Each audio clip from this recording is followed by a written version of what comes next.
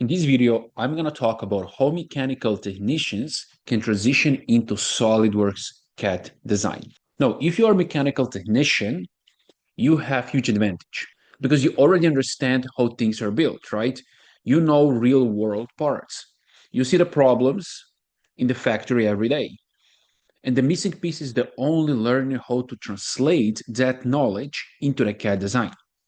And this guide will show you exactly how you can do this, okay? Now, if you want the full SolidWorks career guide, you can just click on the link below and you can access for free. So the first thing is understanding why you're already ahead of most of the beginners.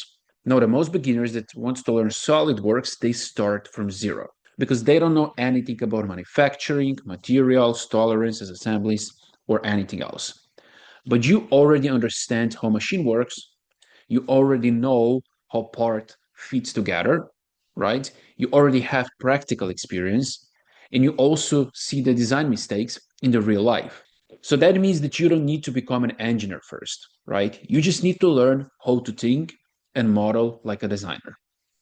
So that's just the first thing. The second thing is you have to focus on the right skills, right? Not just watching random tutorials. So the biggest mistakes that technicians make is they jumping between YouTube videos, right? A little bit about sketching, a little bit about assemblies, then surfacing, and there is no structure and it's very difficult to make any progress. So instead of that, focus on the three core foundations.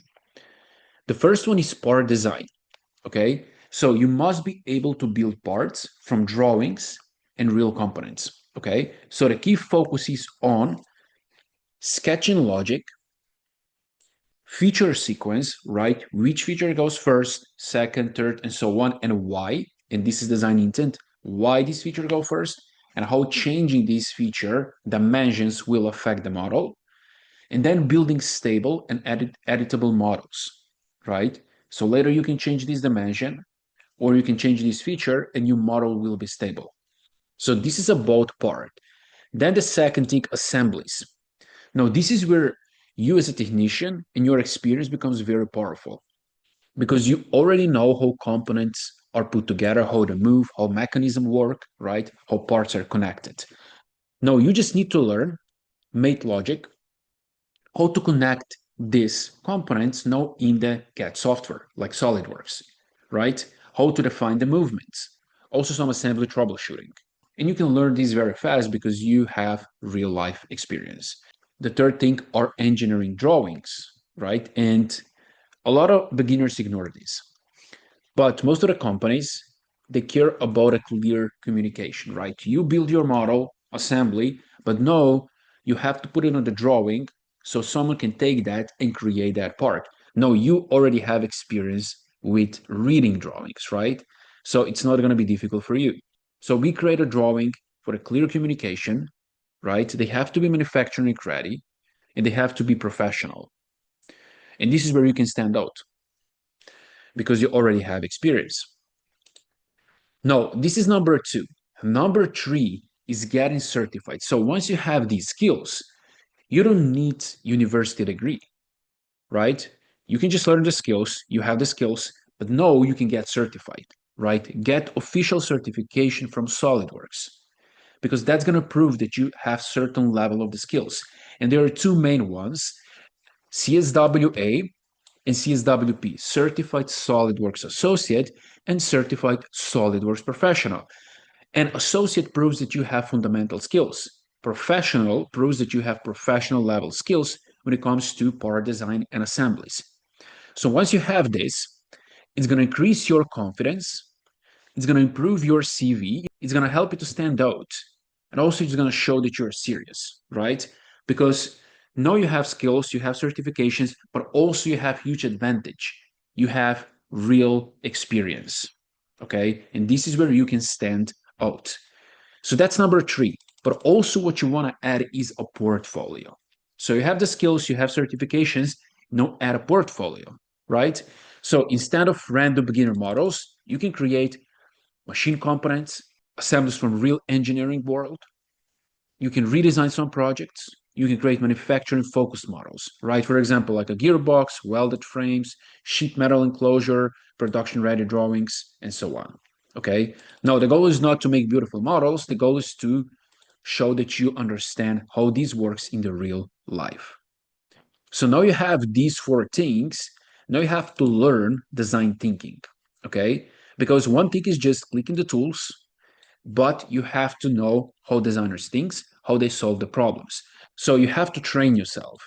And you can train yourself by planning before modeling, keeping the model simple, thinking about changes. What happens if I change this dimension? What happens if I change this feature? Right? Avoid rebuilding errors, right?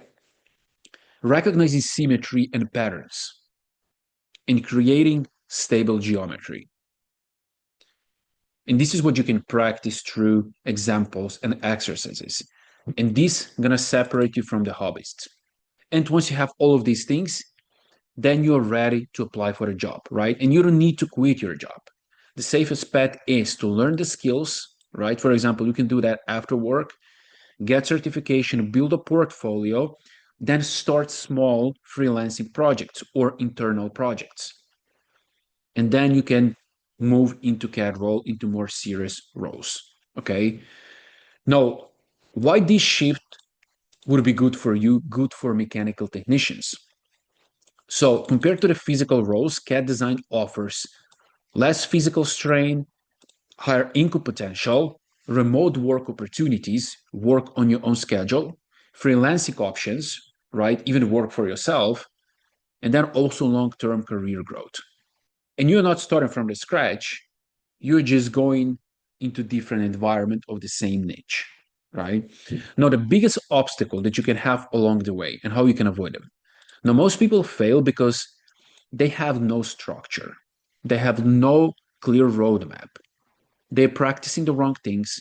They have no real project work. They have no certification. They have no feedback on what they're doing, right? So the solution is simple, that you have a structural learning, right? You start from the sketching, part design, assemblies, drawing, and so on. You have the practice, so learn design intent, and you get a feedback, so you can improve faster.